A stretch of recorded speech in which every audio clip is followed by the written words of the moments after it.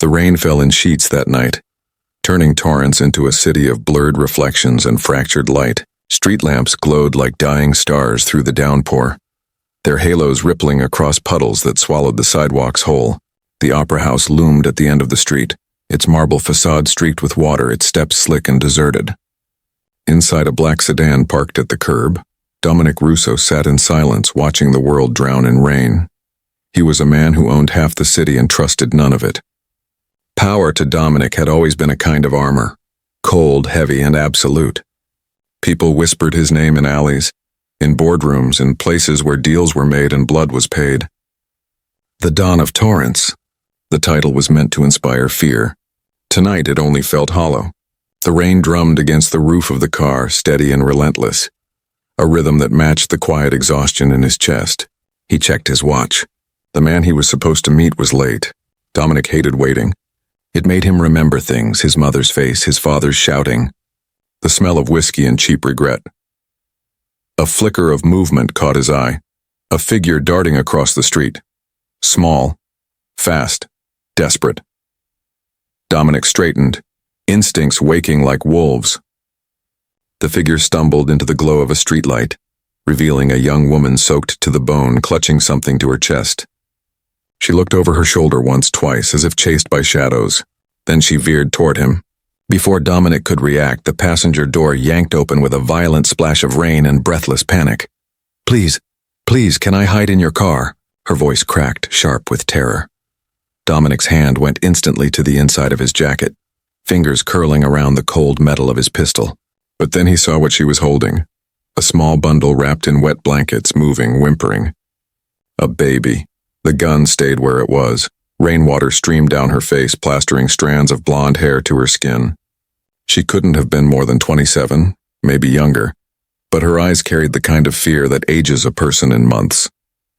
"Please," she whispered again. "Just for a minute, please." Dominic didn't speak. He pressed the lock button. The doors sealed with a soft, decisive click. Through the windshield, a tall figure emerged from the shadows across the street.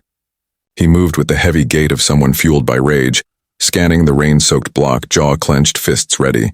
The woman ducked down, curling protectively around the baby. Dominic lowered the window an inch, just enough to hear the man's curses as he passed. "Stay down," Dominic said quietly. Something in his tone, low, controlled, absolute, made her obey without hesitation. The man lingered near the corner, shouting a name that was lost to the storm. After a tense minute, he moved on, his outline dissolving into the curtain of rain. Dominic waited until even the echo of footsteps was gone before speaking. "He's gone." The woman lifted her head slowly. Her whole body was trembling. In the dim light, Dominic saw the bruise shadowing her cheekbone, the cut on her lip, the exhaustion in her movements. The baby stirred, a tiny sound like a sigh. She held the child closer. "Thank you," she whispered. "I'm sorry for just barging in like that. I didn't know where else to go. Who was he?" Dominic asked. She hesitated. "My ex, the baby's father. He found me." Her voice broke on the last word. Dominic leaned back, studying her through the dim glow of the dashboard. He should have told her to leave. He should have called someone, anyone, but instead he found himself saying, "You're safe now." The words surprised even him. Outside, the rain kept falling, harder, heavier, as if the city itself wanted to wash something clean. Inside the car, two strangers sat caught in its rhythm. A man who had built his life on fear, and a woman running from it. Neither of them knew it yet, but that night, the night she chose the wrong car in the rain, would change everything. The rain hadn't stopped by morning. It just changed its rhythm, from the desperate pounding of a storm to the steady, measured drip of aftermath. The city steamed under the early light, streets slick and shining, the air thick with gasoline and ghosts. Dominic hadn't slept. He had driven through the night, letting instinct, not logic, decide where to go. Logic would have told him to leave the woman and her baby at a hospital, to disappear before anyone saw his face. But logic had drowned the moment she stepped into his car. Now, as dawn crept through the fog, he pulled into the underground garage of one of his lesser-known properties, a secure, silent tower that didn't exist on any public record, a fortress disguised as an apartment complex. He killed the engine. For a long moment, he simply sat there, listening to the rain tick against the concrete ceiling. The woman beside him, Sophia she'd said her name was, had finally fallen asleep, the baby nestled against her chest. Her exhaustion was complete, bone deep. She looked fragile and fierce all at once. Dominic stepped out quietly, the chill of the garage wrapping around him. Two of his men approached from the shadows, Carlo and Marek, his most trusted. Their suits were immaculate, their expressions neutral, but their eyes said everything. "Why is there a woman in your car, boss?" Dominic's voice was low, commanding. "No one saw us come in?" Carlo shook his head. "No one. You want me to check the perimeter?" "Do it and make sure she's not followed. I want to know who the hell was chasing her." Marek nodded and disappeared toward the security office. Dominic opened the passenger door gently. "Wake up, Sophia," he said. Her eyes fluttered open, blue-gray, wide and wary. She tightened her grip on the baby instinctively. "Where are we?" "Safe," he said. "For now." He led her through the service elevator up 6 floors. The hallways were quiet, dimly lit, lined with identical doors. At the end of the corridor, Dominic unlocked one and stepped aside. The apartment inside was spotless, modern, almost sterile. Marble countertops, soft lighting, floor-to-ceiling windows overlooking the city's gray horizon. It didn't feel lived in, but it didn't feel empty either. It felt prepared. Sophia hesitated in the doorway. You had this ready?" Dominic didn't answer right away. He was scanning the skyline, watching the way the light touched the wet rooftops. "I use this place sometimes," he said. "For business?" A faint smile ghosted across his face. Something like that. Sophia took a tentative step inside. She looked small against the luxury around her, like a survivor stepping into another world. The baby stirred, a soft whimper that broke the silence.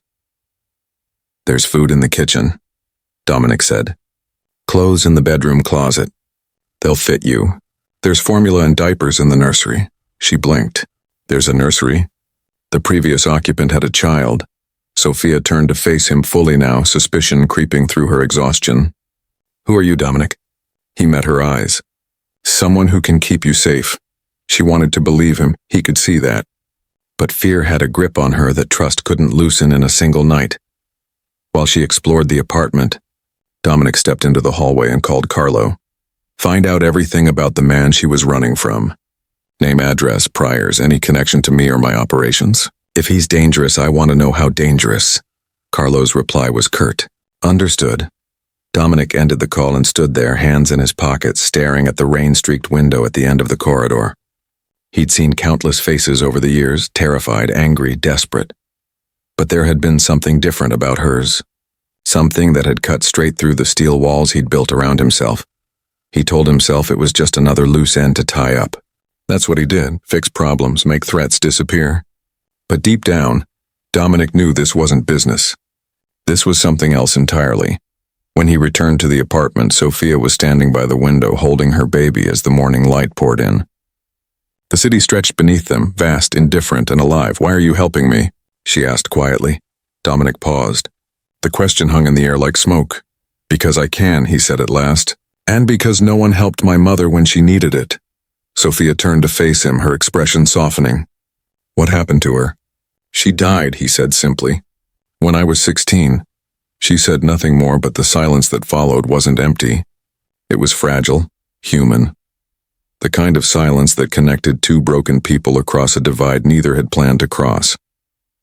A sharp buzz broke the moment, Dominic's phone vibrating in his pocket. He glanced at the screen. "Carlo, talk." "We found him," Carlo said. "The ex. Name's Evan Klein. He's got priors for assault, battery, domestic violence. He's been asking around about a woman named Sophia and a baby girl. Word is he's not done looking." Dominic's jaw tightened. "Make sure he doesn't find her. You want him warned or gone?" Dominic looked at Sophia, at the bruise on her cheek, the way she cradled her child like she could shield her from the world. "Not yet," he said. "Just keep him in the dark. For now." When he hung up, he found Sophia watching him. She didn't know the words he'd spoken or the danger they implied, but she sensed it, the weight in his voice. The violence coiled behind his calm. "You said we're safe," she murmured. "You are," Dominic said. His tone left no room for doubt, but it didn't erase the fear from her eyes. Outside, thunder rolled across the city again. The rain had returned, heavier than before, beating against the windows in relentless rhythm. Dominic stood there, his reflection shimmering in the glass beside hers.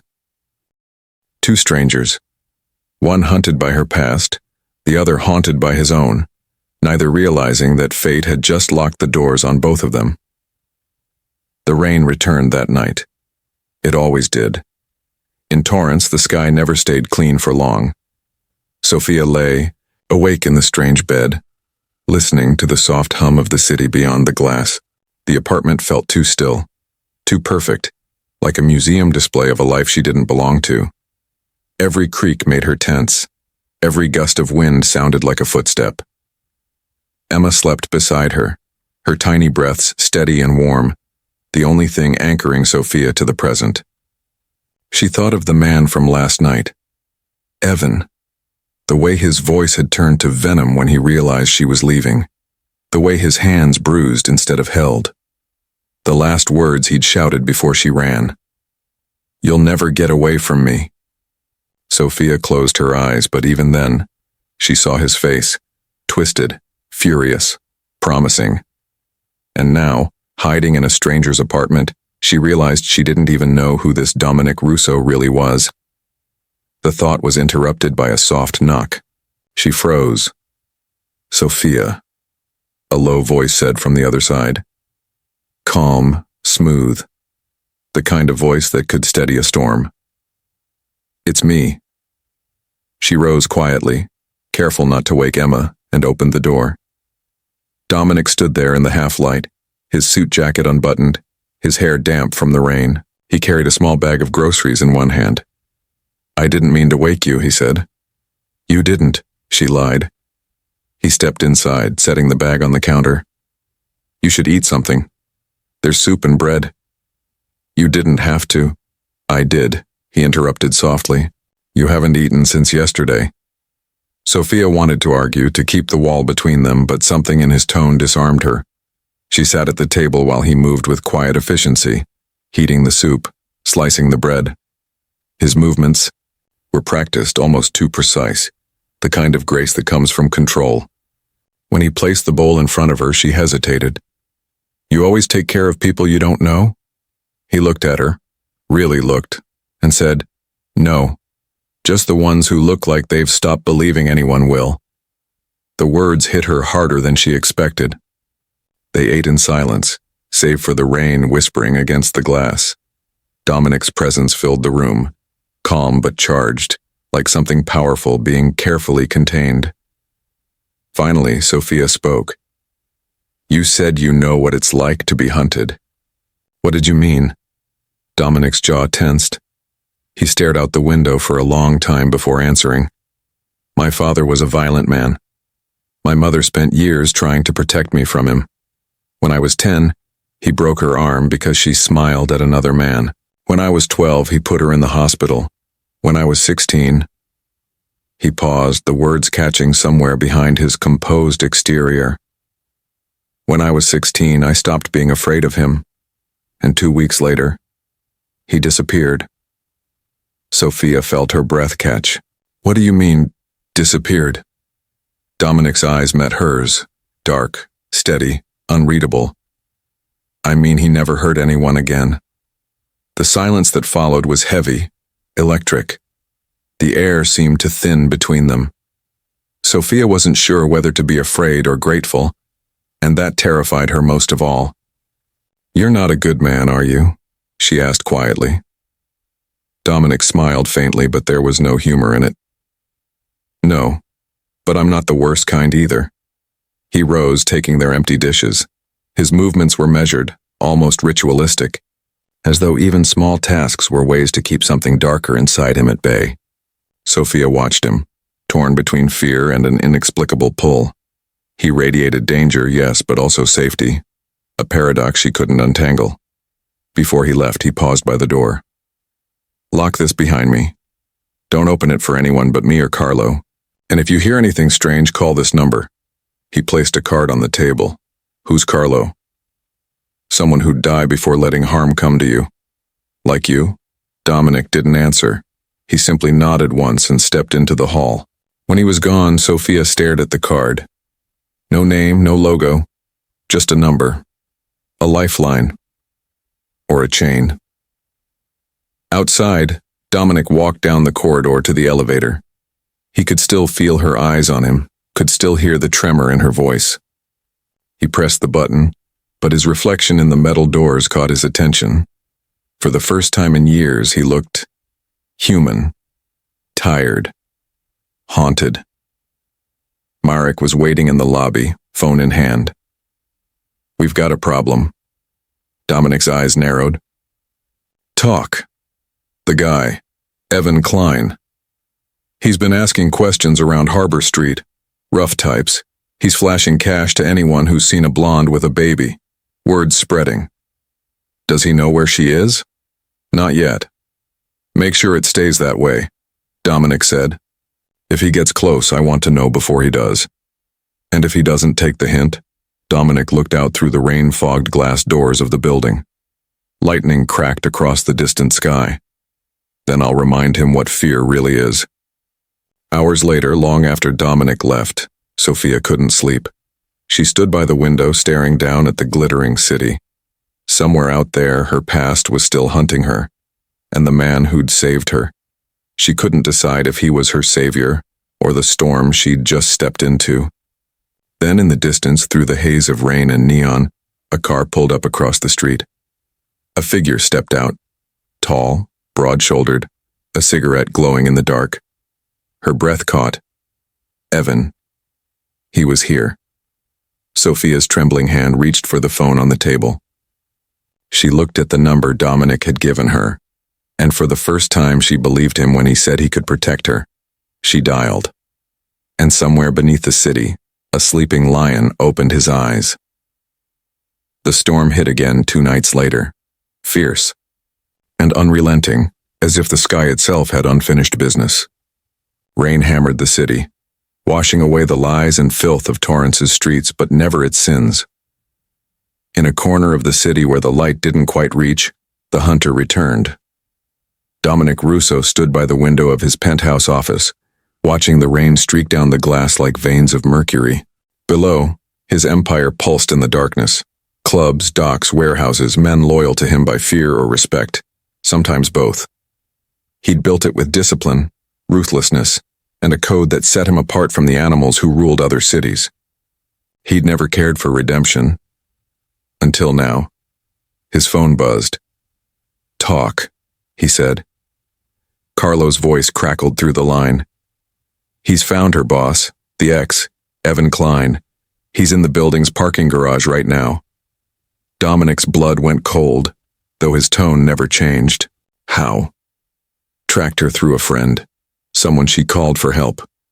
The guy cracked. Dominic exhaled through his nose, slow, steady. The kind of silence that came before storms. Keep him there. I'm on my way. He grabbed his coat and his gun, sliding both on like a second skin. The elevator ride down was endless, filled with the low hum of electricity and his own thoughts. He'd promised Sophia safety, and in Dominic Russo's world, a promise was sacred. By the time he reached the car, the rain had thickened to silver sheets. The city blurred around him, a collage of neon asphalt and broken souls. His driver didn't ask questions. Dominic didn't give answers. In the underground garage, Evan was pounding on the reinforced security door, shouting Sophia's name. His voice bounced off the concrete, wild and raw. I know you're in there. You think you can hide from me, you worthless. Dominic's voice cut through the echo like a blade. That's enough. Evan spun around. The man before him didn't look like a savior. He looked like a verdict. Black coat soaked through, expression unreadable, eyes colder than the rain. Who the hell are you? Evan snarled. The man who told you to walk away. Recognition flickered. The stories.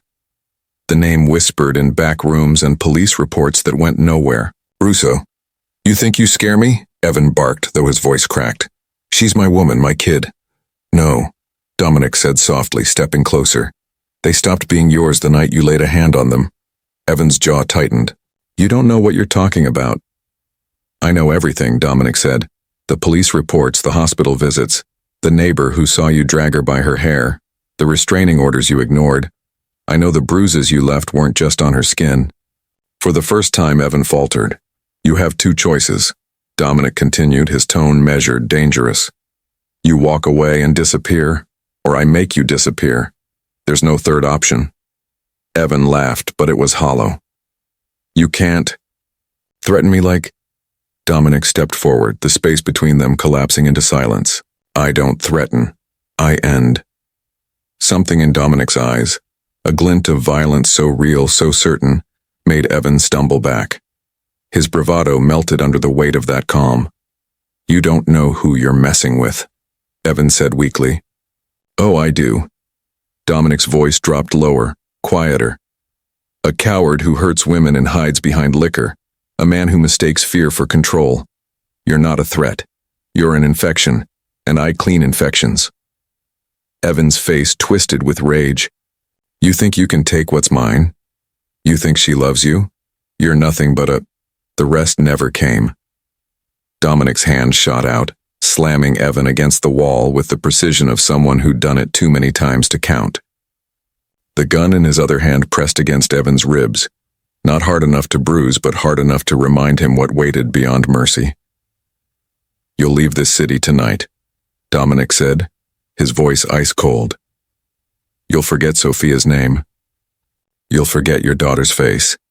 And if I hear a whisper of you looking for them again. He leaned closer until Evan could feel his breath. You'll wish the rain had drowned you first. For a long second, the only sound was the rain. Then Dominic released him. Evan stumbled away, choking on terror. I'll go, he stammered. I'll go. See that you do. Dominic didn't watch him leave. He didn't have to.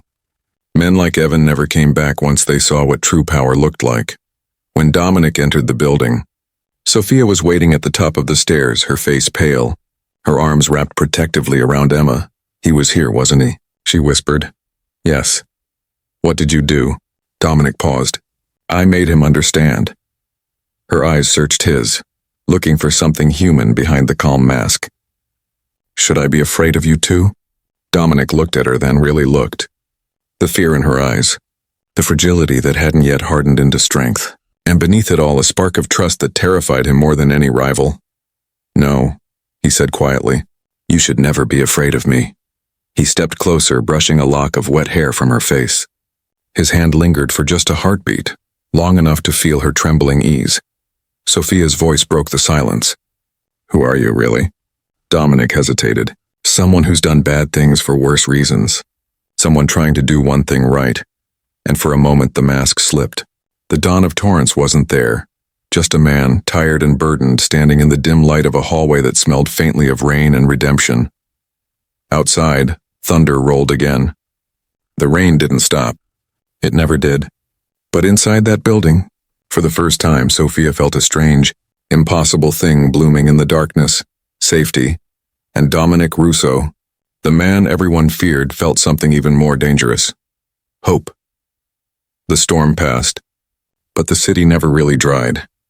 Torrance always smelled faintly of wet asphalt and electricity, like a secret waiting to be told.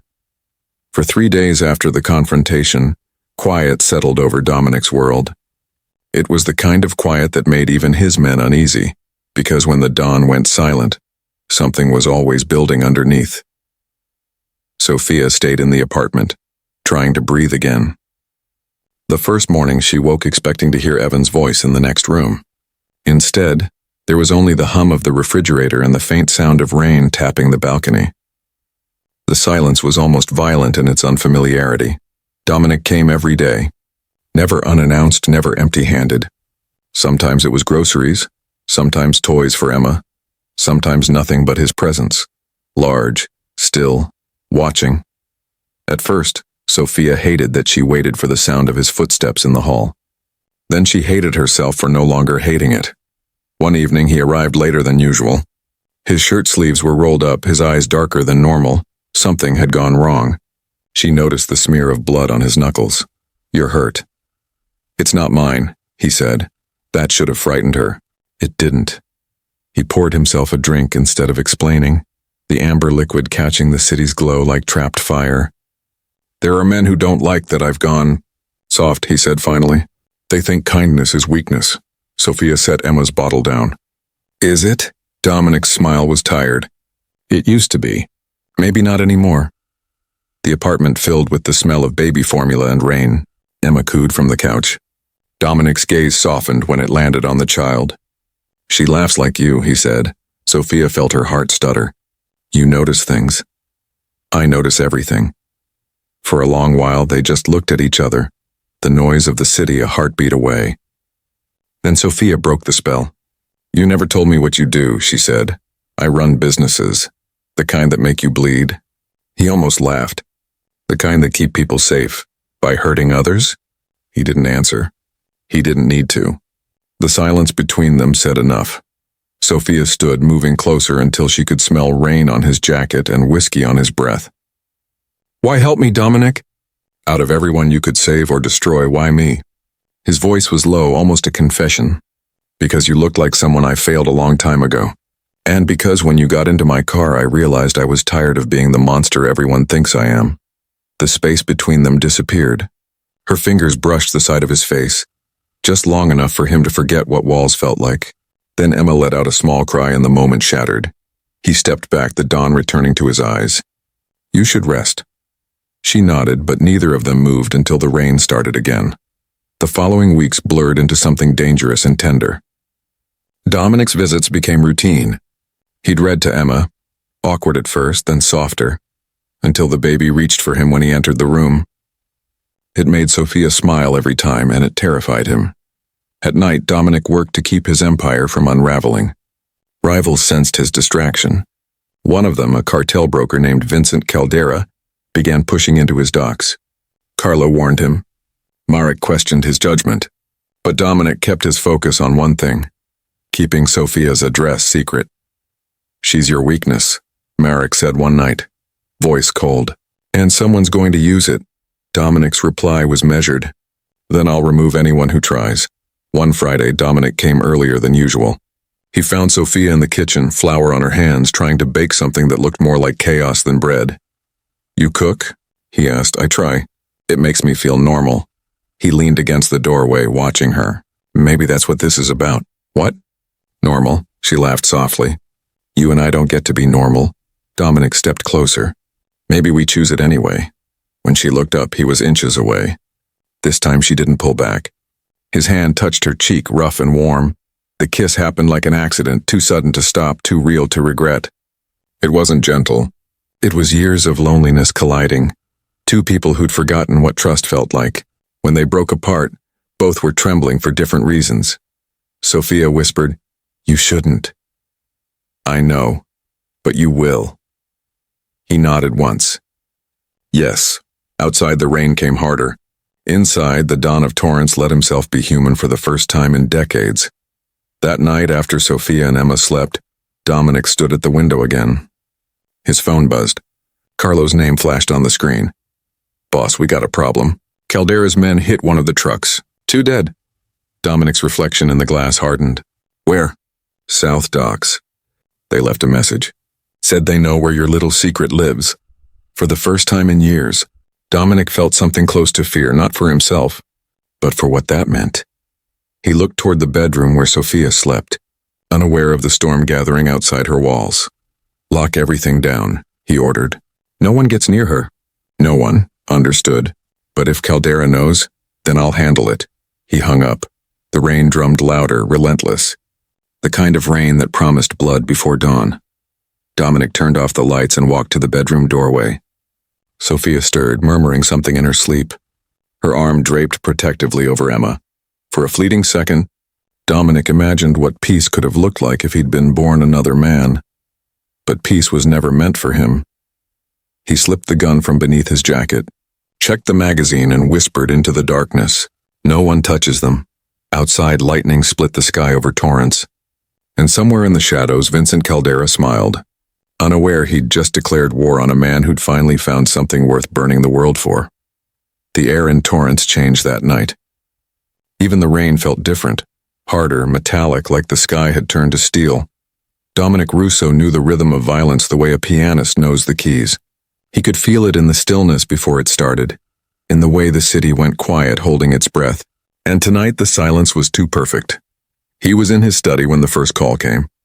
Carlo's voice, sharp and ragged through the static. "They're moving, boss.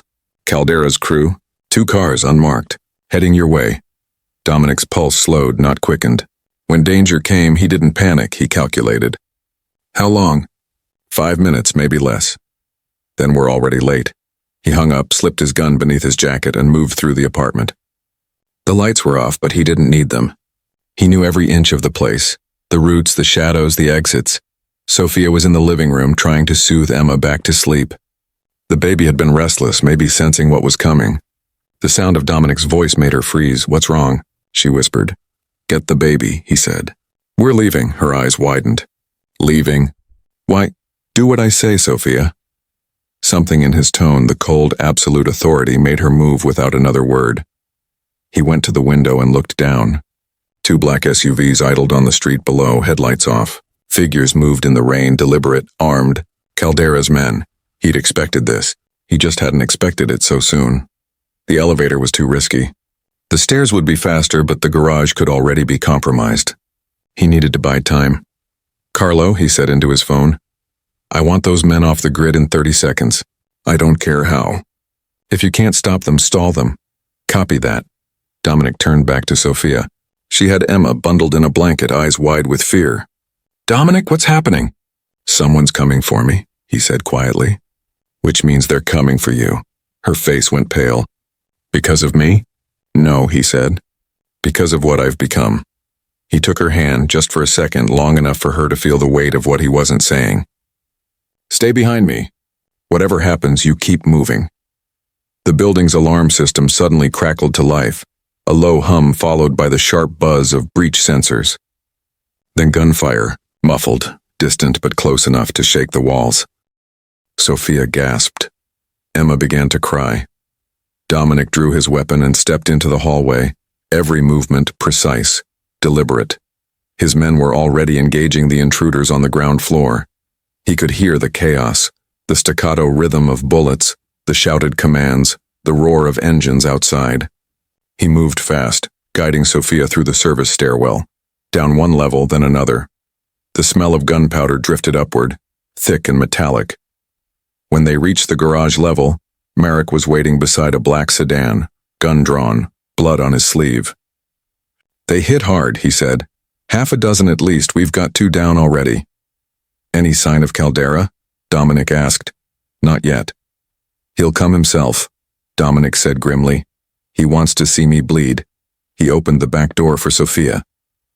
"Get in, keep your head down." She hesitated. "Dominic, now." She slid inside, clutching Emma. Merrick started the engine, but before they could move, the garage door exploded inward. Metal screamed. A black SUV slammed through the opening, headlights flaring like an oncoming storm. "Down!" Dominic shouted. Gunfire erupted. The windshield shattered. Merrick swore, jerking the car into reverse, but another vehicle blocked the exit. Dominic stepped out, returning fire with brutal precision. 2 of Caldera's men dropped instantly. The third kept coming. Dominic fired again, the sound echoing through the concrete tomb of the garage. Then the smoke cleared, and Caldera stepped out of the SUV. He was taller than Dominic remembered, face scarred, smile wide. "You should have stayed in your tower, Russo," he said. "Now look at you, playing house with strays." Dominic's finger tightened on the trigger. "You came to the wrong house." Caldera laughed. "You went soft and everyone knows it. You think the city still fears you? They don't fear a man who babysits." "Maybe not," Dominic said, raising his gun. "But they still remember what I do to men who touch what's mine." Caldera fired first. The bullet grazed Dominic's arm, slicing through his coat. Dominic didn't flinch. His return shot hit Caldera's shoulder, spinning him back against the SUV. The rest was chaos. Carlo's backup team burst in from the side entrance, gunfire lighting the shadows. In seconds, the garage became a storm of metal and fury. Through it all, Sophia stayed low in the car, holding Emma, praying she wouldn't hear Dominic's name in the gunfire. She saw flashes, Dominic moving through the smoke like a ghost, precise, unstoppable, terrifying. When the shooting finally stopped, only the rain made a sound. Dominic walked to Caldera, who was bleeding but alive. He crouched beside him. "I told you," he said quietly. "No one touches them." Caldera tried to speak. Dominic silenced him with a single final shot. He stood there for a moment, breathing hard, rain mixing with blood on his face. Then he turned back to Sophia. She was shaking. "What did you do?" "What I had to." "You killed him." "Yes." "For us?" "For peace." She didn't answer. She couldn't. There was too much blood, too much noise inside her own head. Dominic reached for her, but she flinched away. "Don't," she whispered. He froze. For the first time in years, his power meant nothing. "I'm sorry," he said quietly. "But if I hadn't, you'd both be dead." Sophia looked at him. The man who had saved her. The man who terrified her. The man she couldn't stop loving. "And now?" she asked. "What happens now?" Dominic looked down at his hands, slick with blood and rain. "Now the city will come for me, but I'll make sure it never comes for you." He turned away, phone already in his hand, giving orders, sealing their fates. Sophia watched him, realizing that love with a man like Dominic Russo wasn't salvation, it was survival. Outside, the first sirens began to wail. Inside, Dominic whispered a prayer he didn't believe in. The rain kept falling, washing the blood toward the gutters. And somewhere above the city, dawn broke, not clean but red. The man who stopped that night morning came without sunlight. The whole city looked bruised, clouds hanging low over the skyline. Dominic sat in the wrecked garage long after Caldera's body had been taken away, staring at the ripples of water spreading across the concrete floor. Every drop of rain that fell through the broken roof sounded like a clock counting down. By dawn, the news was everywhere. Gang war in Torrance, warehouse massacre. Nobody said his name, but everyone knew whose shadow lay over it. The dawn of Torrance had drawn blood again, and now the world was watching. Carlo found him at sunrise. "The police are moving," he said, "and the council wants answers. They'll turn on you if they think you're finished." Dominic didn't look up. "Let them. I'm done with them before they're done with me." "What about her?" Carlo asked quietly. "She gets out tonight." That evening, Sophia waited by the window of the apartment. She hadn't unpacked since the night before. Emma slept in her crib, oblivious to the storm her life had become. When Dominic finally arrived, his clothes were clean, but his eyes were red-rimmed, the kind of exhaustion that no sleep could fix. "You're leaving," he said, not as a question. "I'm sending you somewhere no one will find you. A house north of the bay. It's under another name. You'll have money, protection." "I don't want money," she interrupted. "I want the truth." Dominic hesitated. "You already know it." "I know pieces," she said. "I know you killed a man last night. I know people are afraid of you, but I don't know you." He looked at her for a long time, then crossed to the window. The city glowed below them, beautiful, poisonous. "When I was a kid, I promised my mother I'd never be like my father. And the day I made that promise, I started breaking it. Everything I built was supposed to make me untouchable. All it did was make me alone." Sophia stepped closer. "And now I can't be both," he said. "I can't be the man who keeps this city and the man who keeps you safe." Her eyes softened. "Then stop being the first one." He almost smiled. "You think it's that simple?" "No," she said. "But it's the only choice that matters." Outside, thunder rolled again. Dominic's phone buzzed. Marek's voice came through, sharp with panic. "They're coming, boss. Half the city. The council sold you out. Cops, mercenaries, everyone Caldera ever paid." Dominic's jaw tightened. "Get my men out. No one dies for me tonight." "What about you?" "I'll handle myself." He ended the call and turned to Sophia. "Take Emma, go to the car downstairs. Carlo's waiting. He'll drive you north."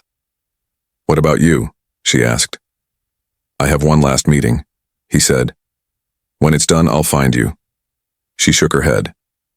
Don't make promises you can't keep. Dominic touched her face, thumb brushing away a tear she hadn't realized was there.